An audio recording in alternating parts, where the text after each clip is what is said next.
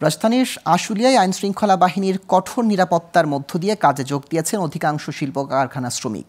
শান্তিপূর্ণভাবে কাজে ফিরেছেন তারা। তবে দাবি না মানায় বেশ কয়েকটি কারখানায় চলছে কর্মবিরতি।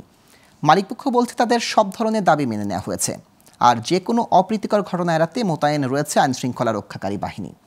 আশুলিয়া থেকে মোহাম্মদ শাহিন আলমের তথ্যচিত্র ডেস্ক রিপোর্ট।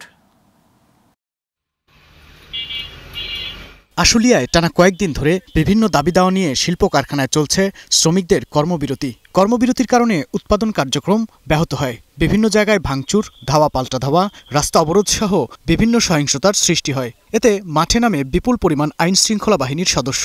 শনিবার থেকে শান্তিপূর্ণভাবে কাজে ফিরেছেন কলকারখানার শ্রমিকরা। এর মধ্যে দাবি দেওয়া মেনে নিলেও লিখিতভাবে না দেওয়ায় বেশ কয়েকটি কারখানায় কর্মবিরতি চালিয়ে যাচ্ছে শ্রমিকরা।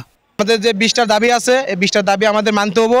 আর যদি কোম্পানি না মানে তাহলে আমরা কাজকাম করব না। এরিয়া বিলগুলো আমাদের পরিশোধ করে দিতে হবে। রানিং ছুটির টাকা রানিংয়ে দিতে হবে, কোনো ব্যাকলোড করা যাবে না। অন্য জায়গায় হাজিরা বোনাস 700-800, আমাকে 400 টাকা দেয়।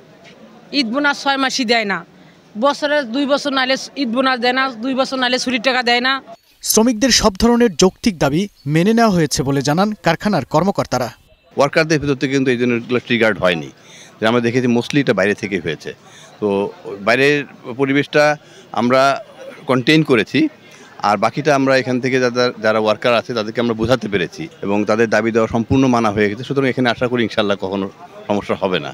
যে কোনো অপ্রীতিকর ঘটনা এড়াতে মাঠে রয়েছে বিপুল সংখ্যক আইনশৃঙ্খলা রক্ষাকারী বাহিনীর সদস্য।